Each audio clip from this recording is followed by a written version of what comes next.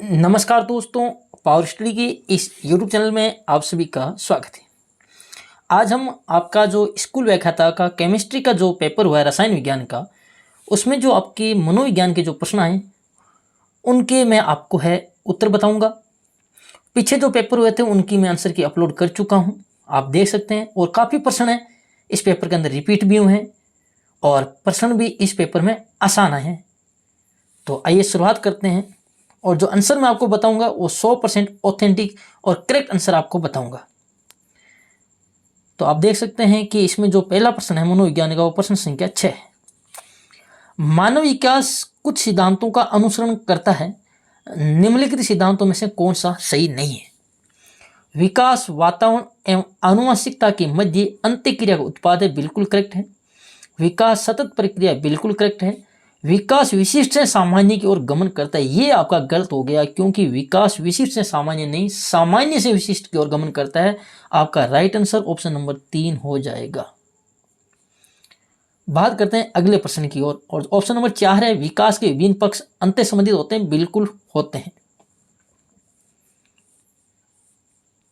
और इस पेपर के अंदर जो मनोविज्ञान के प्रश्न हैं वो काफ़ी अच्छे प्रश्न हैं और प्रश्न भी आसान आए हैं।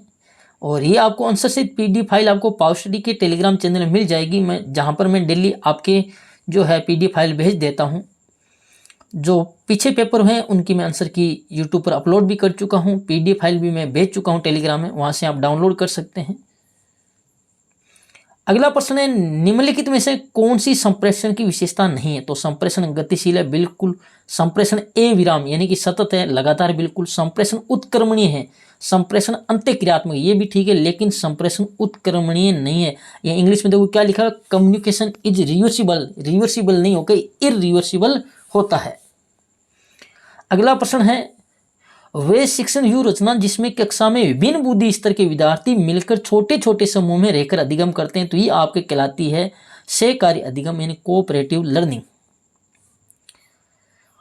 क्वेश्चन नंबर 28 है प्रगत संगठनात्मक प्रतिमान के प्रवर्तक थे, यानी एडवांस ऑर्गेनाइजर मॉडल की बात करें तो इसके आपके ऑप्शन नंबर 2 बिल्कुल करेक्ट है। डेविड आशुबेल, क्यों रिचर्ड सर्चमैन थे, वो पूछताछ प्रतिमान के थे आपके।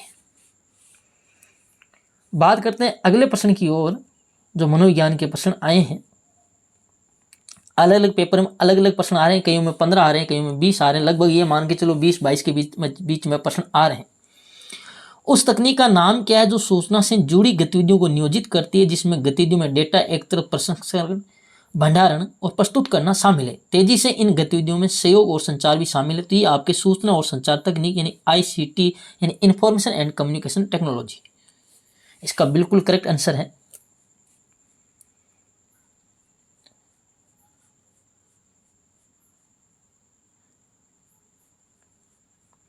मैं आपको जो भी स्कूल व्याख्याता का पेपर हो रहा है सब्जेक्ट का, जिसमें जो भी मनोविज्ञान के जितने भी प्रश्न आ रहे हैं सबके उत्तर है यूट्यूब पे अवेलेबल करवा रहा हूँ। और आपको पता है मनोविज्ञान के प्रश्नों की आंसर की है आपको मिलती नहीं है, क्यों सब्जेक्ट के जो टीचर हैं वो आपको मनोविज्ञान के प्रश्न हल नहीं करवाते हैं। और काफ़ी प्रश्न रिपीट भी हुए हैं जो मैंने कराए हैं, इसमें 2-3 क्वेश्चन हर पेपर से रिपीट होते रहे हैं इस एग्जाम में।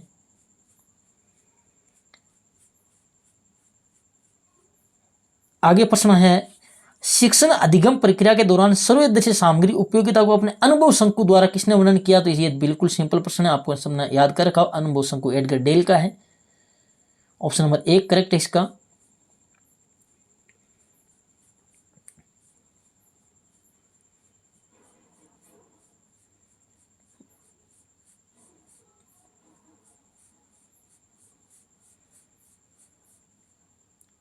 अगला प्रश्न, ये प्रश्न मैं पहले करवा चुका हूं, निम्नलिखित में से कौन सी तकनीक कंप्यूटर सहायक अनुदेशन के क्रियान्वयन हेतु उपयोगी नहीं है? तो हार्डवेयर तकनीक, सॉफ्टवेयर तकनीक, कोर्सवेयर तकनीक, इनके बारे में बता चुका हूं। और पहले भी ये क्वेश्चन आया था, मैंने बताया था आंसर प्रशिक्षण मनोविज्ञान तकनीक, इसका राइट आंसर हो जाएगा ऑप्शन नंबर 3। ऑप्शन नंबर 3 क्या? ऑप्शन नंबर 4 आपका।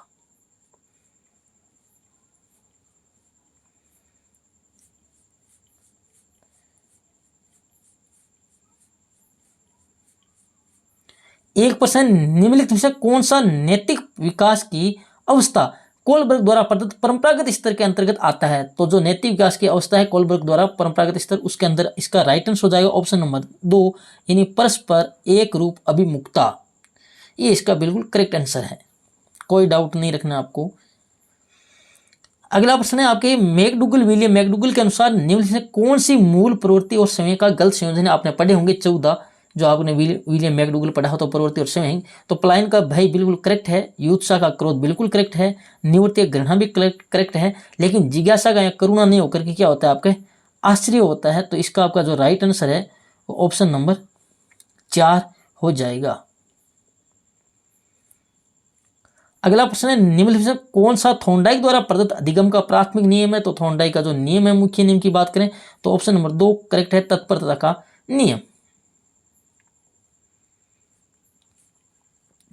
एक प्रश्न है जो आपके सीएल हल का है, निम्नलिखित में से कौन सा हल का प्रणालीबद्ध व्यवहार सिद्धांत का सही सूत्र है। तो इसका ऑप्शन नंबर 1 करेक्ट हो जाएगा, SOR सूत्र, यानी कि उद्दीपन, प्राणी और अनुक्रिया। जो आपने सूत्र पढ़ रखा होगा तो आपको पता होगा बिल्कुल। अगला प्रश्न है निम्नलिखित में से कौन सा संवेगात्मक बुद्धि का घटक नहीं है। तो संवेगी प्रत्यक्षीकरण है, एकीकरण है, समझ है, लेकिन भावनात्मक संतुलन ये इसका नहीं है।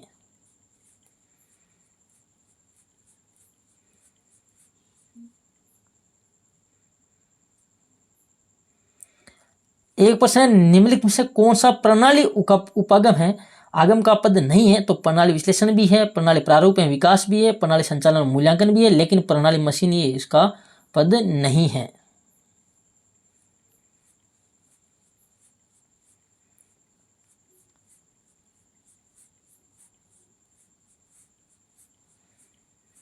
बाकी जो आपके इतिहास और राजनीति है उसके अंदर मनोविज्ञान के प्रश्न काफी अच्छे आए थे, प्रश्न भी कम थे अन्य पेपरों की तुलना में। लेकिन यहाँ बात की जाए निम्नलिखित से कौन सी मानसिक रूप से स्वस्थ व्यक्ति विशेषता नहीं है। तो सामयिक संतुलन है, सामाजिक रूप से अनुकूलनीय भी है, आशावादी दृष्टिकोण भी है, लेकिन अधीरता यानी कि उसके अंदर धैर्य नहीं है, ये आपकी विशेषता नहीं है। यानी आदमी बेचैन रहता है, बेचैनी है उसके अंदर। अगला प्रश्न है निम्नलिखित में कौन सी जो जेरोम बुर्नर द्वारा प्रदत्त संज्ञानात्मक विकास की सर्वोच्च अवस्था है। तो उन्होंने 3 अवस्थाएं बताई थी। तो इसका जो राइट आंसर है उसका ऑप्शन नंबर 2 हो जाएगा, यानी प्रतीकात्मक अवस्था। ऑप्शन नंबर 2 इसका करेक्ट हो जाएगा।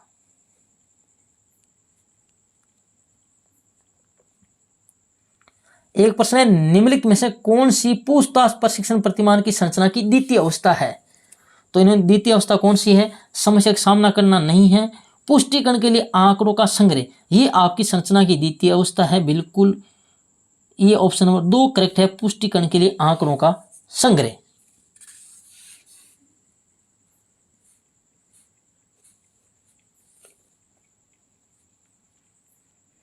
एक प्रश्न है मनोविज्ञान की वे शाखा जो मुख्यतः शिक्षा की समस्याओं, प्रक्रियाओं, उत्पादन संबंधित है। तो ये आपका शिक्षा मनोविज्ञान यानी शैक्षिक मनोविज्ञान, एजुकेशनल साइकोलॉजी।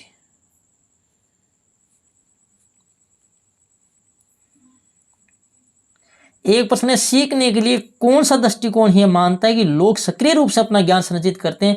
ये वास्तविकता शिक्षार्थी अनुभव से निर्धारित होती है। इसका राइट आंसर है ऑप्शन नंबर 1 रचनावाद।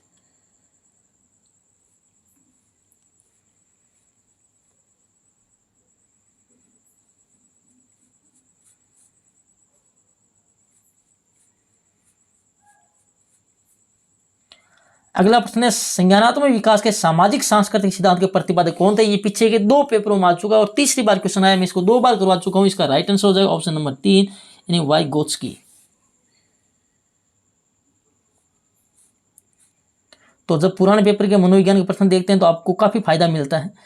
निम्नलिखित में से कौन सा तत्व शिक्षा मनोविज्ञान के अध्ययन क्षेत्र के अंतर्गत नहीं आता है। तो सीखने की प्रकृति आता है, मानव व्यक्ति की अभिवृद्धि और उसका विकास भी आता है, व्यक्तिक भेद भी आता है, लेकिन मानसिक रोग है ये नहीं आता है। अगर यहाँ मानसिक स्वास्थ्य दिया होता है ना तो जरूर होता, मेंटल हेल्थ होता तो फिर ये क्वेश्चन क्या हो जाता, डिलीट हो जाता, लेकिन यहाँ मानसिक रोग दे रखा है, इसलिए ऑप्शन नंबर 4 इसका करेक्ट हो जाएगा।